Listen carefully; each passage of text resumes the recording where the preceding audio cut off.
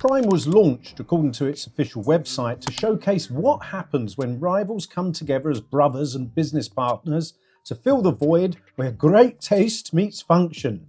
Indeed. But this appeals to some of our basest human behavioural instincts. It's all over a year since Logan Paul and KSI launched their Prime hydration brand in the US, UK and now Australia. The drink is so popular, particularly with children and teenagers, that it's being sold for 10 times its retail price on eBay. The brand has already made around $250 million in retail sales, and Logan Paul predicts they'll double that in sales this year, up to $500 million. What are the 6 secrets and behavioural biases behind this remarkable disruption to the sports drink market sector? Endorsement by celebrities with a huge and loyal following.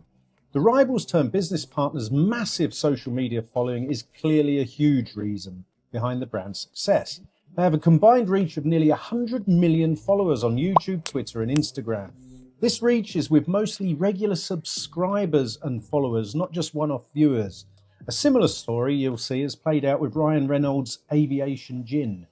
The original KSI versus Logan Paul YouTube fight channel received over 122 million views so far. An ad during the Super Bowl cost $6.5 million for 30 seconds. The average video on the JJ Logan Paul channels is 15 minutes. Prime's own social media following currently stands at over 2 million people across Instagram, Twitter and TikTok. Note that on Facebook they only have about 13,000 followers, which shows you Facebook's downfall for youth marketing these days. Business schools during the late 90s dot-com boom were saying that the key to online financial success was first to create a community, an in-group of like-minded loyal individuals, and then later market to that group. That strategy got thrown out after the dot-com crash by the year 2000. But 2 decades later, that exact marketing strategy is delivering results rarely seen before in business. But the faces of Prime, KSI, now known as JJ Olatunji, and Logan Paul are making efforts to stay of the people. On reports of grossly inflated Prime prices, Olatunji stated, "This annoys me so much. We're trying so hard to increase the supply as much as possible to try and combat the black market selling. Me and Logan Paul ain't made any money from Prime. It's all going back into the business to increase the supply. We are trying, people." But you need more than just a huge loyal audience to keep going and stay relevant. 2. Sports partnerships for a sports drink. The collaborative effort between the former bitter rivals initially appealed to 2 continents, Europe and the USA. This is reflected in its 2 main sports partnerships. One as the energy drink partner for UFC, which boasts around about 400 million social media followers worldwide, and the other as high-flying Premier League Arsenal's hydration partner. This sort of sponsorship is a long-established tactic used by dusty marketing executives. But Logan Paul and KSI's huge online draw has brought in very high-profile sporting partners early in the product's life cycle, which is very unusual for a new product. The sporting brands suspect that they shouldn't miss out on this boom in the huge modern online, on-smartphone way of reaching consumers. Humans' fear of missing out points to this 3rd behavioural driver for success. 3. Exclusivity, social norms and loss aversion. It requires more than just social media to stay relevant. Just a few months ago, clips of people fighting over limited stocks of Prime in British stores went viral. It's a testament to the drink's success, but it strikes a deeper, more evolutionary behavioural chord. Remember people fighting over toilet roll during the heights of the COVID pandemic? This led to even higher demand for toilet roll, including amongst people who were normally 2 sheets a day kind of people.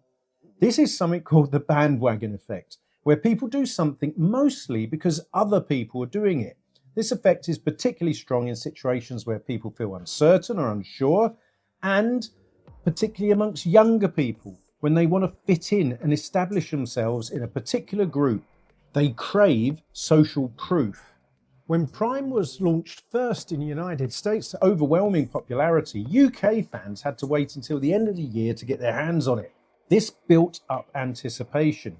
And even then, it was only initially available through one supermarket, Aldi, as a special buy. meaning that they had low supply and sales were limited to one per customer. For young people in particular, having a bottle of Prime became a literal status symbol. Your influence and status within your peer group becomes elevated. Even when supply could keep up with demand, the status glow remains with the product. 4. Experience. KSI and Logan Paul are social media industry giants who started and grew their careers by creating viral content and attracting attention. Marketing a product, not just themselves, is essentially second nature to them. However, creating a successful product requires more than just a solid online marketing nous.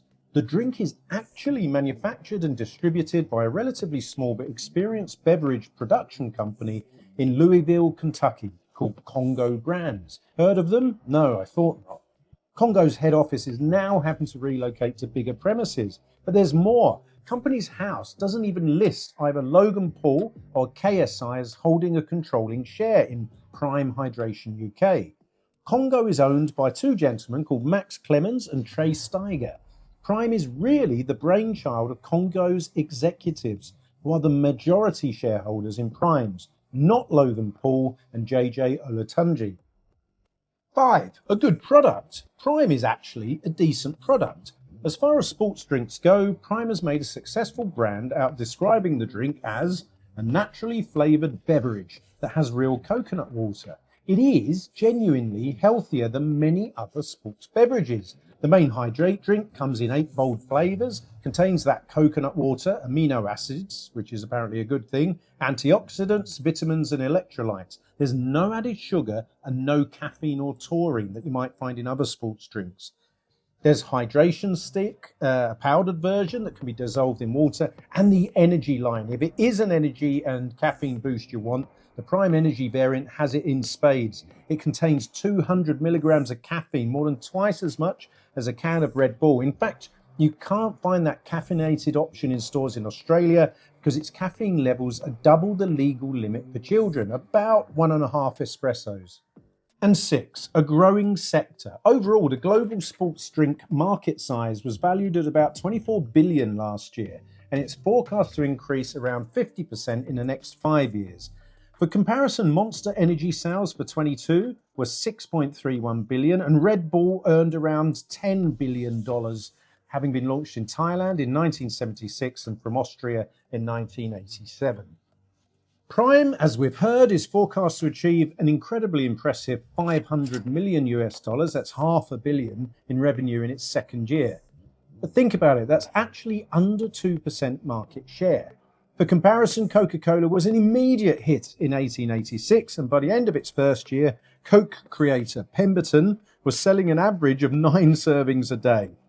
This growth in sports drink demand is being driven by several factors: an increasing world population with more disposable income, a craving for brands, and more of a commitment to exercise. So there you have it. The 6 factors for success are: 1, endorsement by celebrities with a huge following; 2, cute and clever sports partnerships; 3, an actually decent product; 4, exclusivity appealing to our human biases; 5, an experienced business behind it; and finally, it's an already fast-growing sector. So is this a flash in the pan? Will Prime continue to compete with established brands such as Gatorade? Well, we've seen soft drink launches rise and fall before. Anyone remember the huge Virgin Cola launch in 1994? No, didn't think so. But with the shrewd bosses at Congo and the increasing market presence of Logan Paul and JJ, I think Prime will be here for some time yet. And it's only likely to provide a blueprint for other huge social media celebrities to emulate. Baby Shark Tin Tuna, anyone? We hope you enjoyed this Budge episode. For more insights on how to fudge being human, feel free to subscribe to our channel. Take care.